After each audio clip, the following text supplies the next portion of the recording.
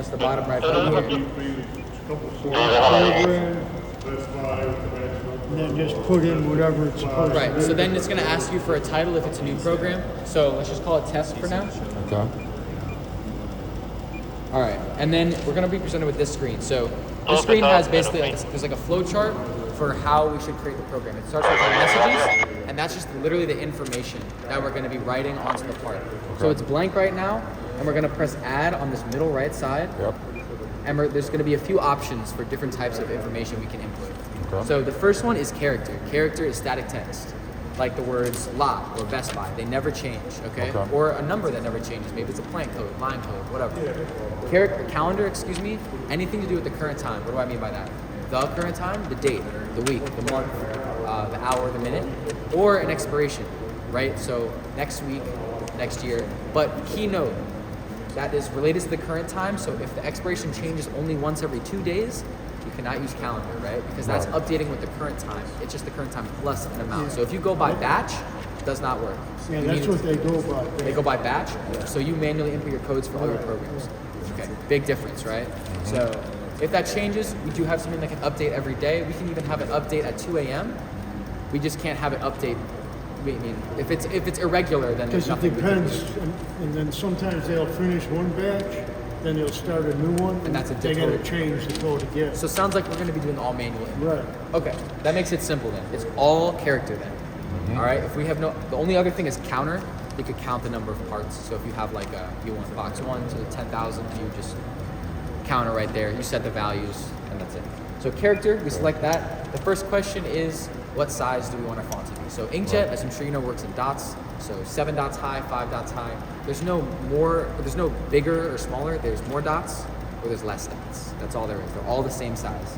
So I recommend 7x5. It's very legible, very ink efficient. You can go smaller, but slightly less legible. So this is what I'd say is generally your minimum, unless you have to. And then you're presented with a keyboard like an iPad. So we're going to type in the word lot. And there's a hyphen here. And then looks like it's a bunch of numbers. Honestly, since this is a fake code, Yeah, you just do what you I'm do. just going to type in a bunch of numbers. Yeah, that's right? how you- So there's our numbers. 9 numbers. Sure, okay. Okay, there's your 9 numbers, perfect, right? So we have 2 options. We can make another component, or if this goes underneath it, so we can continue and write Best Buy.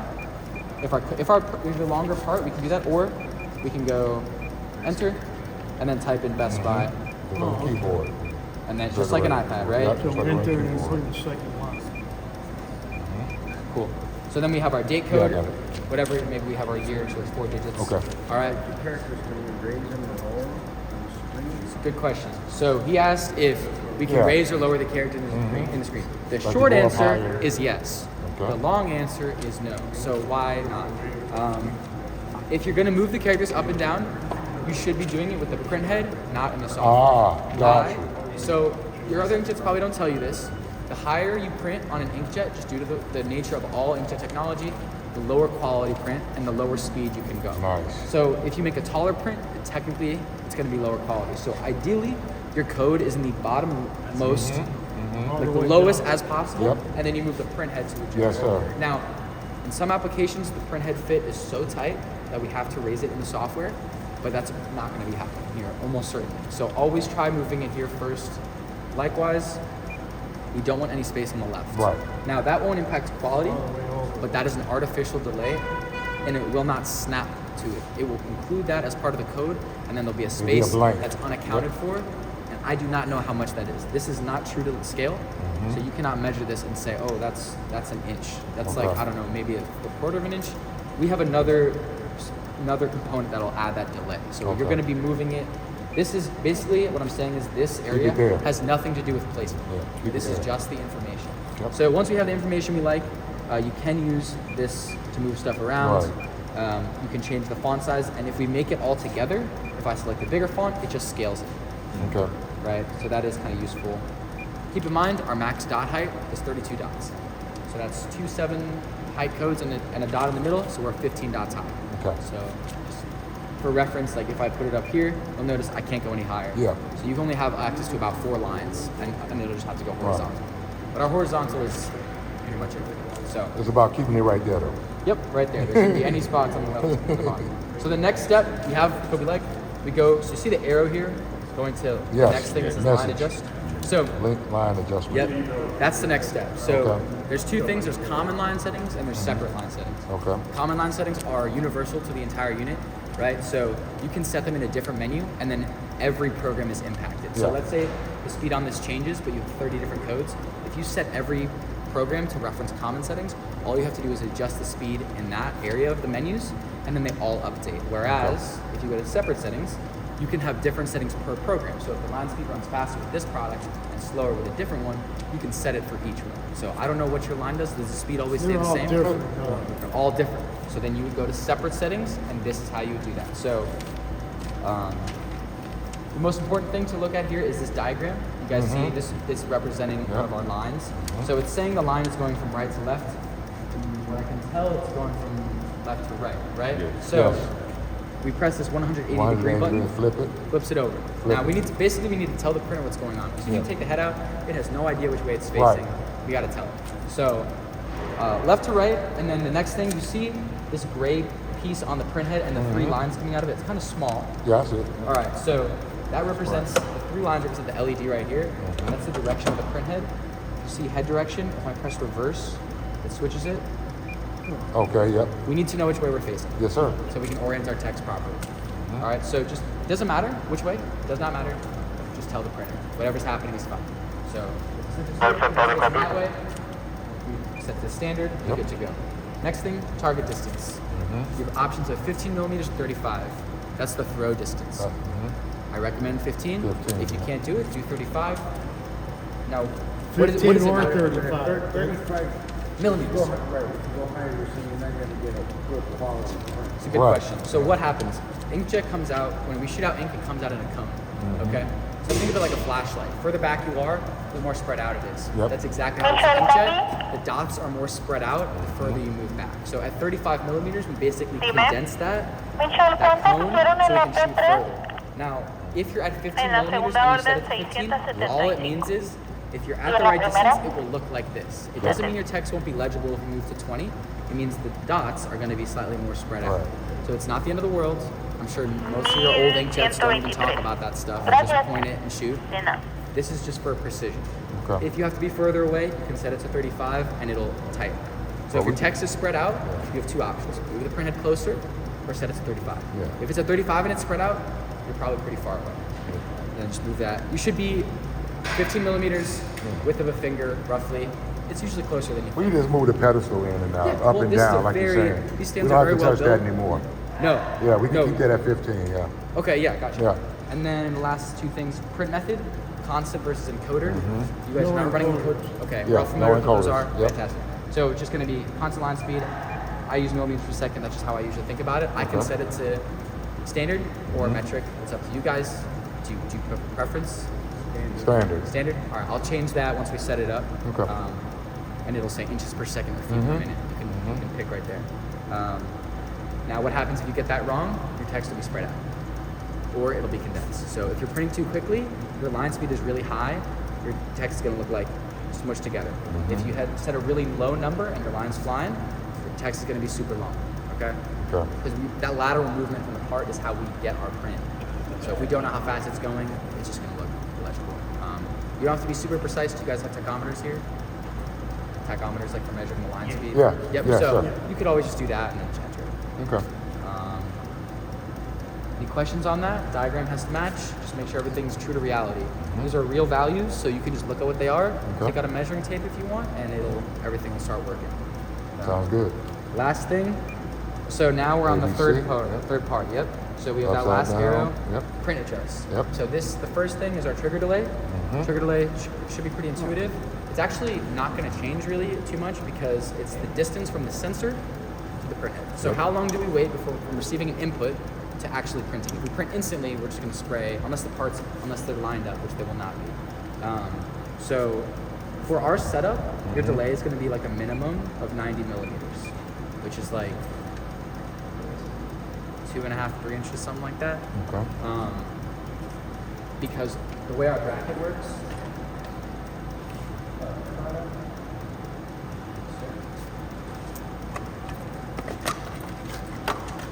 I know the 90 millimeters just from experience, but you can just measure it. Okay. But the way it works is the sensor will be here, printhead will be right here.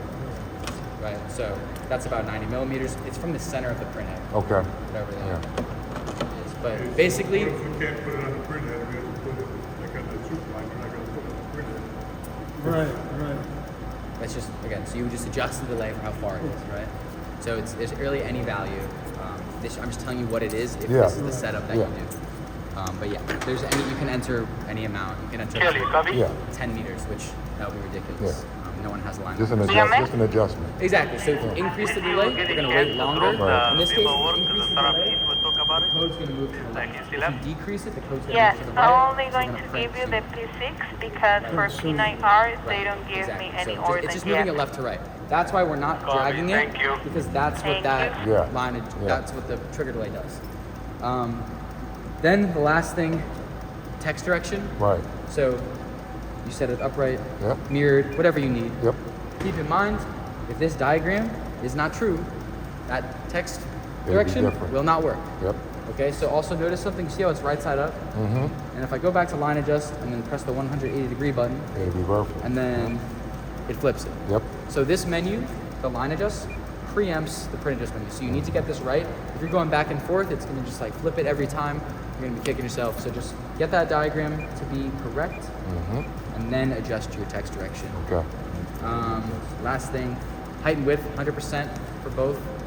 I don't see any reason why you guys, based on this application, should have to adjust them. Okay. If your text is super spread out, it's not because you need to set your width to 10%, because your line speed is way too low, Okay. right? Just to give you an idea, Yeah.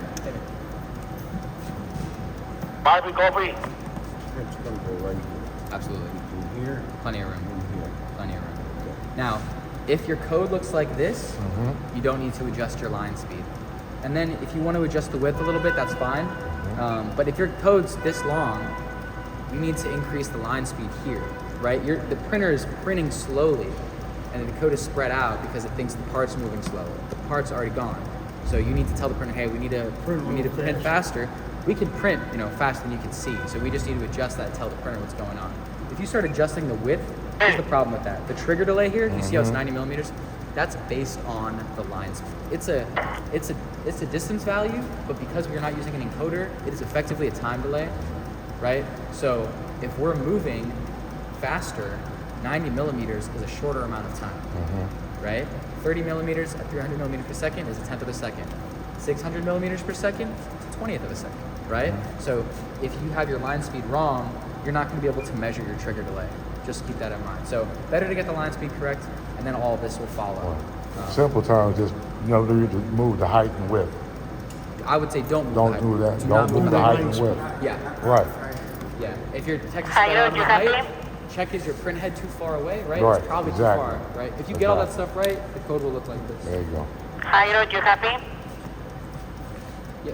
Oh, do you have Don't change the height and width. any questions about that stuff, guys? Okay. Everything's kind of shows example. Yeah, it has diagrams here, so just try and follow them. You'll get used to it, but this, if you just reference what's here, like it should kind of indicate what it is. You going viral. We got you going viral right now. You got me going viral? Yeah, we got you That's going awesome. viral, buddy. I appreciate that. That's all for program setup. Okay. So now I'm in program 2. I just set up program Now, 1. program 1, do you have to hit save or anything? Or That's a automatic? good question. Very good question. Good So question. let's see what happens. So if I edit the program, let's say I add something, I add a barcode, Character, I don't know, barcode. and I'm typing stuff in, and I realize I don't want a barcode. Right. So if I hit save, it saves it. But if I hit return, it asks me to return without saving or return with saving. So there's Okay. no way to accidentally delete everything. I Right. mean, you could hit return without saving accidentally, I guess. But it prompts you to, basically, I look at this as an undo button. If you do something and you don't know what you did, Go back. just hit return without saving, Yep. and just restart. Go back. So return without saving. Now if I go back, you'll see the barcode is not there. Okay, so now that one there, is that going to stay there? Is what I'm saying is, let's say Yeah. you got test. Sure. You go to something else and you want to go back to test. That'll stay there? Right, exactly. So right now we're actually on program 2. If I hit this program change button, you'll see program 1 test is right there. So that'll always be program 1. Now if you wanted to move that, just little tip here. If you go to edit program and you want to move the programs around, say Yes. you want to delete some. Yes. First, you can select Hit it and that. press delete, or you can hit copy Copy. and move it to program Save it. 5 and press paste. See that? Same, all the line settings, all the information Copy. copies over.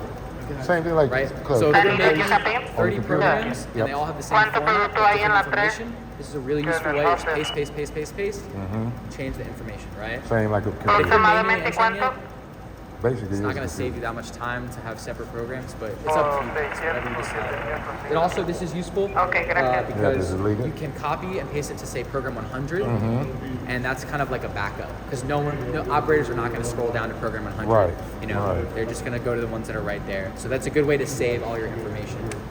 And this printhead, it doesn't matter if it's printing like this. Nope. Something. You can print in Up and any down. direction. Upside down is fine. Now, Yeah. ideally, down upside down. You can imagine Yeah. equal ankle leak downwards. It's not ideal, We're usually but 100% from it the is top- designed to do that. From the top of the side. This is ideal. This is ideal. This is absolutely possible. It's not ideal. No, we don't do that one. But it's an ink stream. It's a high pressure ink stream, right? 250 kilopascals. It's for any direction. You can raise it above the print. It doesn't matter. Okay. Let's go over some troubleshooting. Okay. Yeah. So if you start up and shut down the printer properly, it shouldn't be too much of an issue. Okay. But a couple things. So first, let's go over statuses. So green, we're printable. Solid green, it means we're printable. We're good to go. All right. What about orange? So orange is a caution. Orange does not mean the printer is stopped. It's us saying, hey, something is Something going right. on. Doesn't mean we're stopped, but might want to be worth looking at. So you'll get a caution when the ink is low or out, or Right. you'll get a caution Right. if Like when I you don't open know. it. Yeah, when you open it. Now the reason why we're getting a caution Right. now, the reason we're getting a caution is if we open this, we can't draw ink or solvent. Exactly. So it's saying, hey, we're gonna run out of ink or solvent eventually if you don't close that thing, right? Yep. Now, we can run for a few hours with these completely out. So this is printable. Right now, I took these out. It's not gonna stop, okay? We have a tank. We have 2 different tanks inside holding ink and solvent, basically, and that allows the printer to run. So there's, you wanna run these cartridges until they're at 0, and then you take them out. So you'll see right here, we have our percentages, 51 and 93, and then the lock screen, you'll also see much larger, the ink and solvent, right? Yep. So you're gonna get a Those warning at filters. 5%. You don't have to take them out, it's just saying, hey, it's coming up. Right. Just so you know, maybe check your inventory. Yep. Tells you everything. Take So it out. once it gets low or empty, it'll tell you. It'll tell us. Yep, it'll tell It'll you. always tell you. And the machine can keep running, and you can take these out, hours. change it. And Yeah, you can do let it that. run. Yep, Yeah, exactly. you can So do the that. way you change it, again, so the percentages are estimates. There is no scale. We base it on draw time. At 1%, you can have up to 10% left. If you throw it out at 1%, you're kind of just burning money. Secondly, it's hazardous waste. Yes. If you try to throw out hazardous waste in the garbage, it's technically not allowed. It's flammable material. If you run it to 0%, not only are you using all the material, but it's safe to throw it in the garbage. It's no longer hazardous waste when Right. you're fully emptied out. Use it up. So there's no reason to do that. The way you swap it, you take it out. Every cartridge comes Yep. with a pin. Yep. This is solvent, obviously, but it says solvent ink. All right. If you mess it up, no big deal. The printer will just tell you cartridge mismatch. It's not wrong- going to draw wrong spot. because of all the data right here. Yep. Okay. It's in the So wrong spot. cartridge miss. It'll just tell you you did it wrong, right? It'll tell you. Put a coating or anything for when you change. No, not the cartridge. Jacked it up, bro. No. So this No, is just it. for the filters. This has all the info you need. So there's Yeah. no replacement. We will. There are some things that you have to enter a code for, Yeah. but not this. For the So change the this little filters. cartridge pin goes right here where my finger is. You don't slide it in this way. You have to slide it parallel, and then you just want to puncture this It membrane locks with a in. needle, right? Yeah. So there's a needle. That's how we draw. Yep, it locks so in. you can't just let it sit. Right. You gotta You have push to it click in. it in, and if you don't push it in, so like this, it's gonna go like Should that. be able to close it. Man. Right? You can close it, but it's going to tell you ink cartridge not inserted. Okay? So you take it out, click it in, close it, and the air clears. Okay? That's okay. Oh, and then we have so orange is caution, green is good. When print head is running, this will turn purple when it's seeing a part. Okay? So that's when we're printing. It'll go back to green when it's done. If your parts are flying by, it's just going to stay purple. It's not going to go back to green because it's just constantly getting that triggered. If you're like, why is it not printing? Look at the print head. It's not turning purple. It's it's your sensor. Maybe the wire is not done properly, maybe the sensor's broken, maybe it's off, whatever, but that's telling you the printer's not receiving an input. As soon as it sees an input, that light Sure. turns purple until it's done printing. The last thing is red. You see red, you are not printing. Okay? Red means the printer has stopped, there's an error, and you have to intervene somehow. The error messages will show right here. There'll be an error icon, it'll have a little 1 on it, just like your iPhone when you get a text message. And there'll also be a little error icon here that you can press. It'll also show Right. you. And it will give you guidance on what the issue is, okay? A lot of the times, most of the time, what I would recommend, it's gonna say like smart recovery, put it in the dock, press start, it'll clean itself. You don't really have to do too much. Yep. So you just clear the error, it'll say smart recovery right here. Actually, I can just run it. Yeah, go ahead. I'll show you guys that instead. What's your location? Because I'll start with the printer. One other thing, so I'm gonna leave that for now, the maintenance. I'm gonna talk about something else briefly. Okay. For upkeep, so remember I talked about the filters and pumps, the consumable parts. What's your location? The hours are right here. When they hit 0, you have to replace them. So if you go to consumable replacement, you'll be happy to know there are guides for all of these things. So filter A, for example, you select that, hit next, and it has a guide with diagrams showing you how to replace everything. Right. Yep. Every single step of the way tells you when to enter the serial number, so there's no mistakes to be made. Important note, you cannot skip these steps. And I don't mean you shouldn't, I mean you Can't. can't. Which is to say, if you swap the filter, because you know which one it is, it's not going to reset the hours, the printer's not going to start. All you will have done is opened it, a bunch of ink is going to come out, you're going to get your hands dirty, printer dirty. If you follow the steps, it's going to drain the filter, save the ink for you, and then also make it so when you open it, it doesn't spill ink all over the place. So it's not skippable, don't try, it's not going to work. Filter B only takes about 1 minute, filter A takes about 20 minutes. Yep, 20 For your minutes. first time replacing filters, I recommend just allocating an hour. It would probably take a lot less than that, just in case you want to take your time, that's fine. For your production cycle, 40 hours a week, I can tell you how long that'll be. Probably like a year plus until you have to replace your filters. It'll be something like that. I don't even know. A year plus, and then the pump is 10,000 hours, filters 3,000 hours, so that'll be 3 to 5 years. Okay, so you're still working here. Oh, it'd be sooner than that. Yeah, exactly. It'd Someone be else. sooner than that. So you don't have to worry about that too much, but that takes about an hour, or about half hour. But basically, if you run to 0, printer is going to stop. So you just got to keep that in mind as you're checking the hours. It's going to give you warnings at 500 hours for the filters, and then at 250 hours, it's going to give you a non-clearable Non-stop. caution. It's Yep. going to say all the Non-stop. time, this is coming up, this is coming up. And for you guys, that's 6 weeks. Okay, plenty of time to order if you don't have it. Plenty of time to replace it if you want. If you want to burn it till it's at 0, that's fine, but just know you're going to have downtime, or you have to bring in another filter. Any questions on that, guys? Filters A and B come ordered together. They have the same lifespan. You should replace them at the same time. There's no way to order them separately, so they have to come together. There's also an air filter that will come with them right here. It sits right here. There's 2 Phillips heads. You just unscrew them, pop this plate off, it's an air filter. It's just like that blue felt on the other one. Yeah, I mean, you That's could all also it is. blow air out of the drain, Yeah, it's just a but filter. it comes with a new one every time. It just is included, so if you want to swap it, it's Like right the there. same in the other printers. Seems you like already it's a got. little dusty in here, so it's probably going to be useful to replace that every time. It's probably going to be pretty caked up. We get a lot of static, Interesting. a lot of static. Yeah, with this Our product. product. That's good to know. So we do have a grounding screw here. Grounds the printhead. Yep. Grounds the dock here for safety. But in terms of like static in the printhead, you guys have probably run into this before because you're bringing it up. The way inkjet works is off magnetic fields, right? So if you have static interfering with that, you could cause issues. So the solution would be to ground it. Okay, that'd be nice. So if your line has static or electricity on it, it needs to be grounded. The other solution would be like a static eliminator. Now I would recommend waiting to see if it becomes a problem. It could also mean like, hey, if your belt is the one causing it, maybe we just move further from the belt. Sometimes just moving a little bit further. Give me an example. Do you guys do anything for the static elimination? We do have like, Dime, ¿no está diciendo locación aquí? Yeah. ¿No te dice locación? Dice la locación, what ¿sabes? about, wait, what? ¿Está la locación? Yeah, that's static. Oh, A ver, tráelo. yeah, I mean, it could be, static could cause that. So you get ink on the outside, spray it down with some solvent, it'll come off. Yeah, okay. I was Now, just the wondering.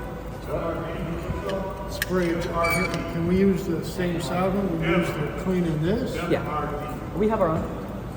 You know, I'd probably recommend using ours, but you can for external stuff. Obviously, if it's going to be inside the unit, if you're going to be priming the pump, you should be using our solvent. For external cleanings, as long as there's no water, right? So no water. NEK and acetone is what ours is made of. So nothing that could rust it. Just make sure it's shut down first so it don't suck all that stuff. I mean, yeah, or just use ours. See, not for just to this give you an one, idea of what these printers are going to be going through. Okay.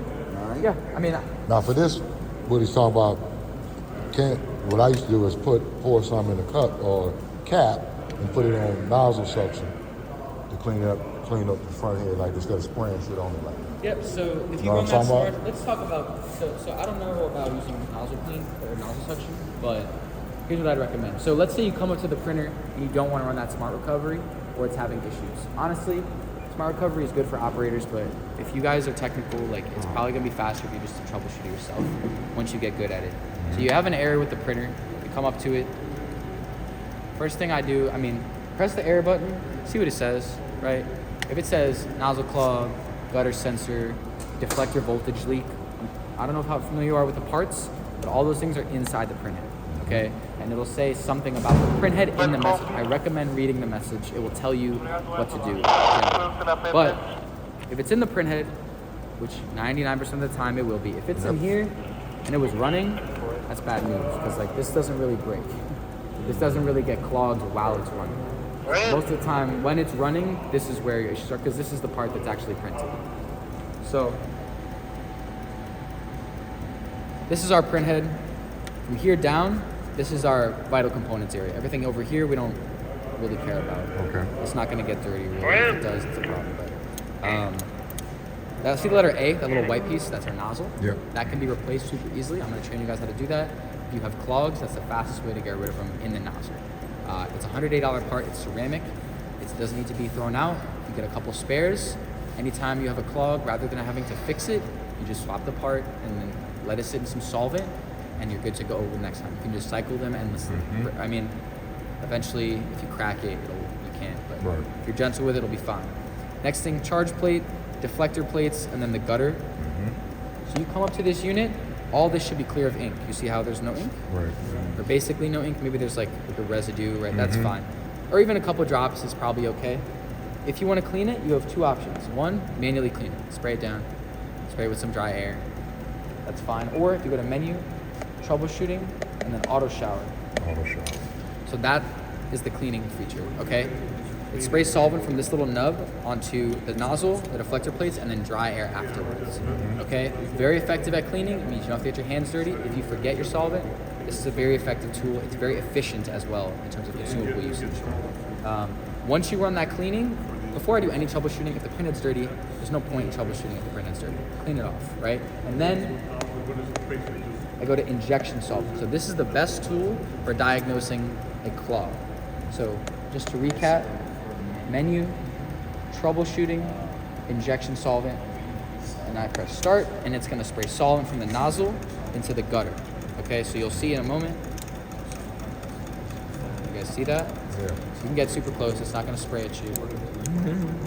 It's shining right in his eyes. Okay. All right, so that's what we're looking for. It's going straight into the gutter.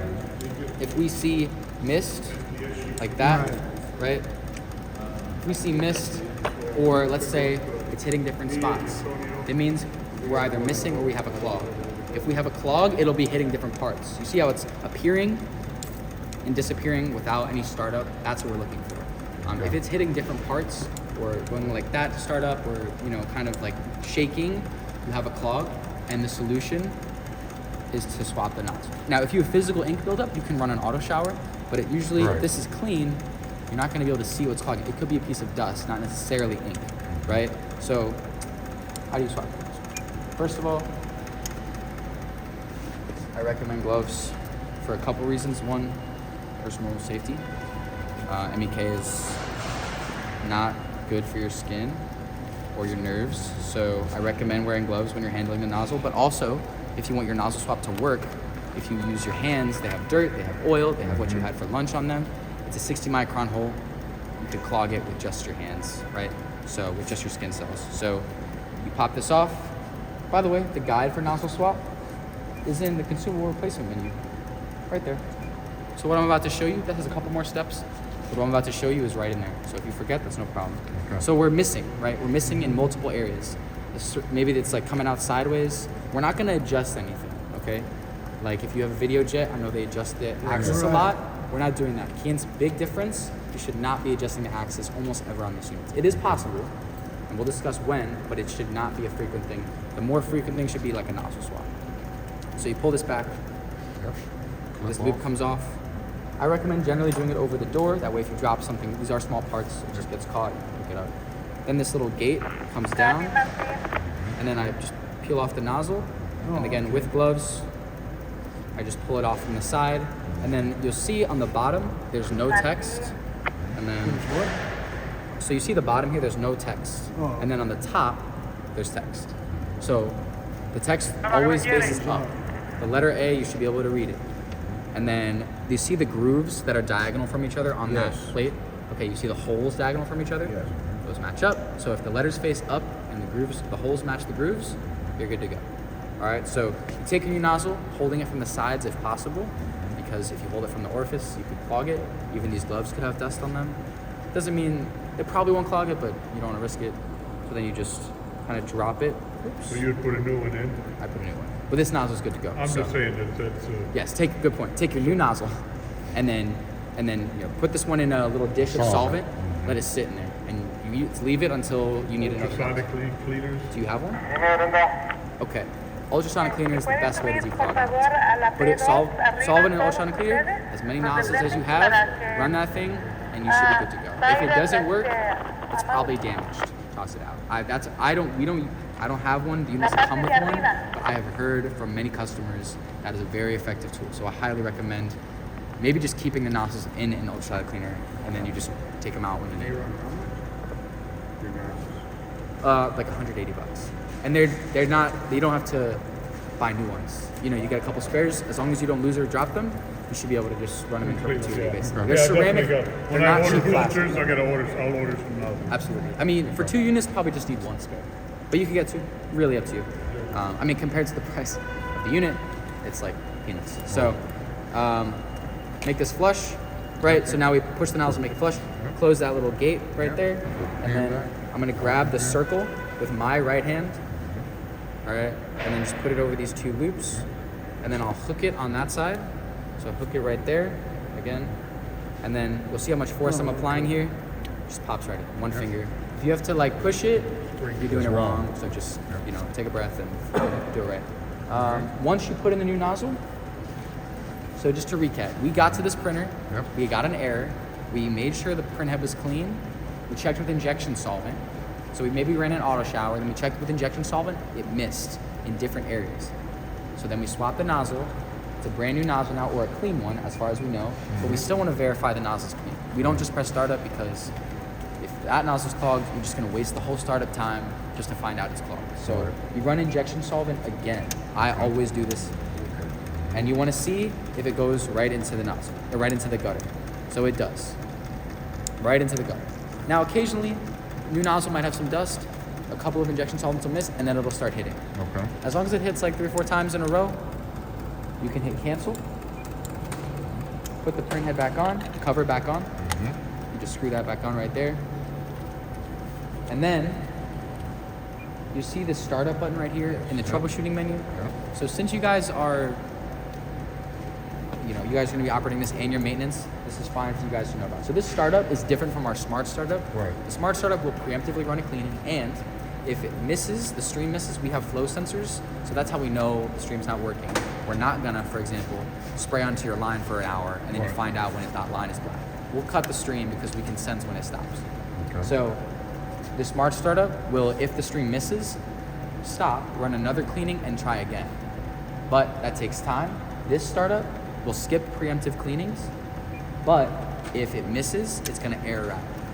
So usually if I have operators, I only tell them about the smart startup because that's what runs the cleaning, and we want the cleanings to be done. For your guys' case, We just cleaned it. We just inspected that it's Right. clean. You know what a Right. clean print head looks like. Yep. We don't need to run a preemptive cleaning because we just checked. We just checked that the nozzle is declogged, so we don't need to do that either. So this startup will just attempt to start. It's not going to do anything fancy. Just go. So you can expect maximum 3 minutes for a startup like that. Sometimes like 1 minute, depending on internal situation. Okay. But that's the fastest way. That troubleshooting startup is the fastest way to start up your inkjet Yep. if you have verified that it's clean. I still recommend every day just running the smart startup and not worrying about it. Yeah, for the start of the shift. Yeah, exactly. But Start of in this shift. case, the line is down. So the goal is to get it running as quickly as possible, right? So that's why I'm mentioning this issue there. Because if you run a smart startup after an error, even if you've ran an auto shower and cleaned it, it's going to run the smart startup as if you have not done anything. Right. Okay? Skip the delay. Get started. Exactly, because you've already cleaned it. You've already done the job of the printer. Any questions on that, guys? So, all right, so now let's go over one thing. Let's say You got it. you have a question. You got it. Or the pressure on the heat. Yeah. Oh, like do you have to adjust the pressure? Is that right? No, you don't have to adjust the pressure. I mean, oh, particle. Yeah, con este no. He was saying with on a label, because we printed on labels. Yep. Sometimes you don't get a clear print, Sure. so you have to adjust any pressure. That's a good question. And other inkjets you do? No, is the short answer. You will not have to. Now, other inkjets also have ink particle optimization, so where you have to, or it's actually, that's what we call our technology. They use a magnifying glass and you adjust the particle size. Yes. Anybody done that before? Yes. A lot of fun, right? Yes. No. Yeah. So this does that. There's a charge sensor, there's a time of flight sensor in here that adjusts that particle size 10 times a second for you. So all that stuff is happening automatically all the Right. time. We have a Right. viscometer here that keeps a precise viscosity so Yep. that you don't have wet, leaky prints, and then the pressure is adjusted by the pump. So you shouldn't have to worry about I any of also that. wanted to know the bold. Is there any bold on there? We can make the print darker, Right. lighter, I got this question a lot. So the way inkjet works, at least all inkjet works in dots, and changing the dot size doesn't really exist. So there's more dots or there's less dots. So if you wanted to make your font bolder, here's what I recommend. Bring the print head closer. Okay? So you can literally bring it closer and you want to increase the dot density. That's what makes something bold, increasing the dot density. So bring it closer so the dots are more condensed. And then you can also decrease your width. Okay? So decrease it to 80%, you're going to tighten up that code, it's going to look bolder. If you need it to look a lot bolder, you can go to 9x7. You can make it a bigger font and then make it even tighter. And you'll get bolder and bolder text. Eventually, if you really want, you could even do something like this. Make very big font. Now, why don't we want to do that? I'll tell you. It's gonna make it. Our maximum line speed is significantly lower with a print that big. Now we could make one line. As soon as you make a 20, that's a 25 dot high, 29 dot high print. As soon as you make a print that high, you're not going to be able to print at fast speeds. So all stuff to keep in mind. But to make it darker, bring it closer, decrease the width a little bit, and you'll have a denser dot, like a higher dot density, and that should get the result that you're looking for. There's no bold on it. Right, no, that's right. Okay, no, back there. So in changing that, you're really gonna be messing it up because that's only gonna be for one print, making it bolder, right? So you Yeah. don't wanna keep messing with this, changing it. Just wanna, everything you wanna do with the pedestal, move it in, move it up, move it down, More or less. not changing all the functions. Yeah, no changing nothing. Right, that's what I'm telling you, to make sure we I mean, clear on that. if the code is too long, yeah, you do need to adjust Right, the speed. right. But also, like, our Right. code is So probably you don't going to wanna look a change lot better. fonts and all that. So this Citronics, that's an Yeah. old printer. Yeah. Needing bold font because Right. of light ink is probably means the viscosity is Yeah. off. We don't really have that problem, right? Because we have all these like sensors doing that Right. kind of for you in real time. But there are ways to get the effect that he's looking for if Yeah. it becomes an issue. And it could print in any material like plastic, paper. Teflon would be the only material, but that's like a non-adhesive material. Any printer would struggle with Teflon. But We ain't got no yes, Teflon. yeah, because you wouldn't be able to print on it. It's not isolated to our Right. engine. That's just like that. But yeah, any material. That's what it's designed for. more or less it's about temperature. But you can always check. If it becomes an issue, you have a special material.